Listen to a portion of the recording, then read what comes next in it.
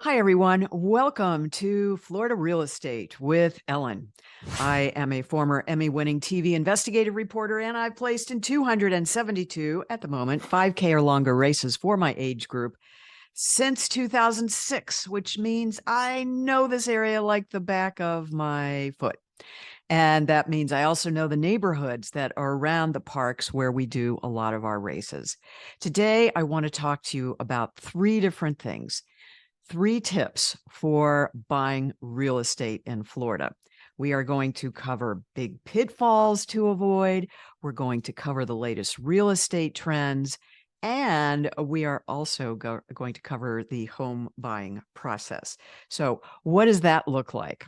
Well, the first thing I want you to do is figure out what you want.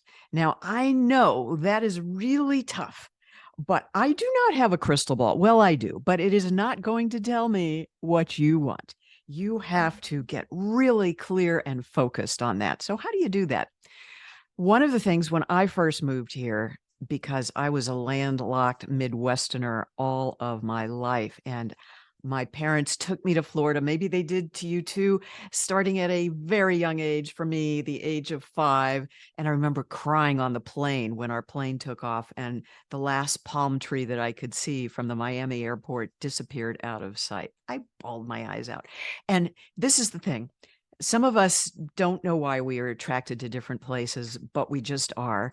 And Florida is one of those that has strong smells. And there's some research that actually shows that you return in later years and sometimes even to die in your early childhood smells. They wherever these smells were the strongest. They even in this study showed that people went back to places where stinky steel mills were.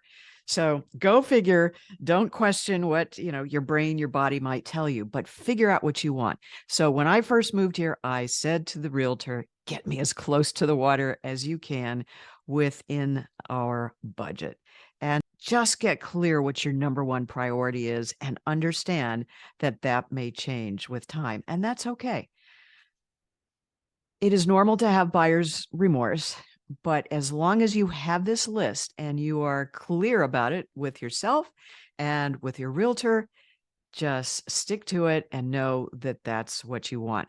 I can't tell you how many times I have had somebody say, I just want to get really close to the water, and here's our price. And, it's okay if it overlooks the parking lot. And then they move here and they realize they really don't like that parking lot view. And so they keep looking for other places until finally they do. And then, of course, in this moment, as I record this video, is that prices are definitely falling. But again, looking into the crystal ball, I keep trying to find that answer. How low are they going to go? I don't know. And nobody really does know. And just today, there are really conflicting stories, news stories about our economy. And is it healthy? Is it not? Are we in a recession? Are we going to be in one? And having been a TV news investigative and consumer reporter who covered regularly the consumer price index, it's kind of all up in the air. And people just don't, the experts who cover this kind of thing, the economists, are not completely clear. So how do you make a decision on what to buy? Well, you have to, again, figure out what resources you have, how much are you going to devote to it, and are you going to go for that loan? Cash is still king in our market. So even though we're not in the feeding frenzy that we were 6 to 12 months ago, where I was part of a deal where there were 18 other offers, and our offer that was well above asking and cash still wasn't enough. We're not there anymore, but you still have to have a strong offer, and that means having trying to come in as close to asking as you can.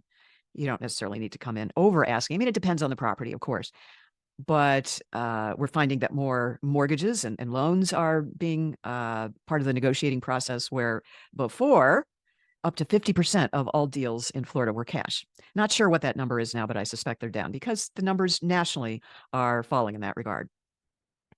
So the whole idea here is to help you feel more confident about your home buying process. And I'm really good at hand holding all through the process. I'm having a closing a couple days from now. And the client said to me, are you going to come to closing? Because I don't think most people do anymore. And I said, it just depends on the situation.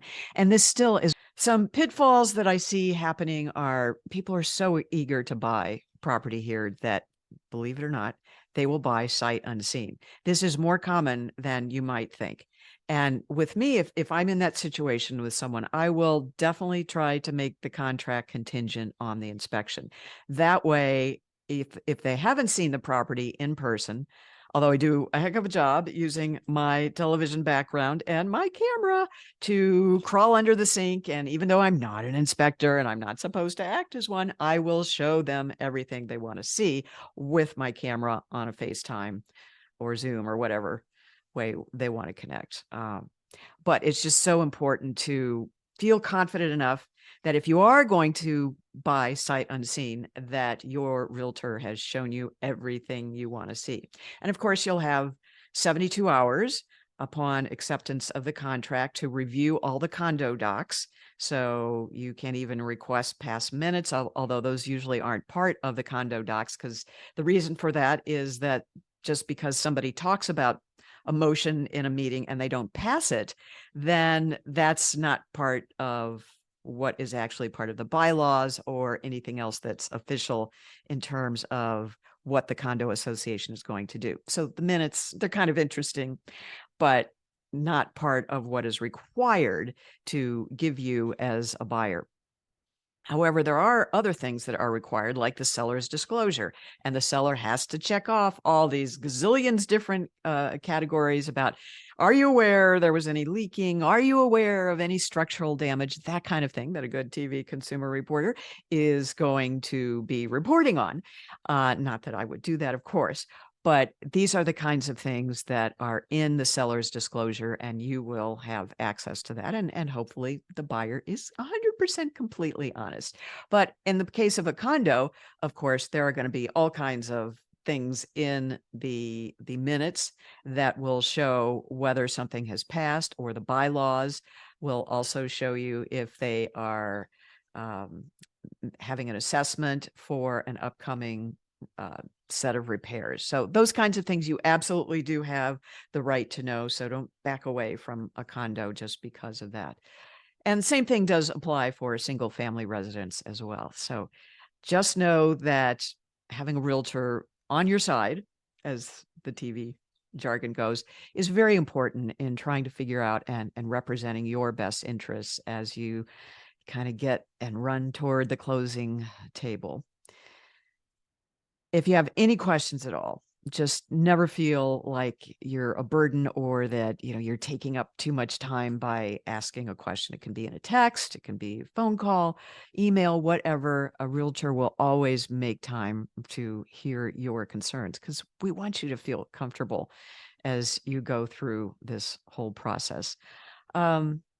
Other pitfalls that I've seen are just not getting enough information and then arriving at the closing table with all kinds of, well, how come I didn't know about that? Or what is the issue with the swimming pool or the structural attributes of this building? Has it been inspected? We've gone through a lot of interesting scenarios with condos in the past couple of years. So the laws are changing so that you are allowed lots of transparency when it comes to finding out the information you need to before signing the dotted line.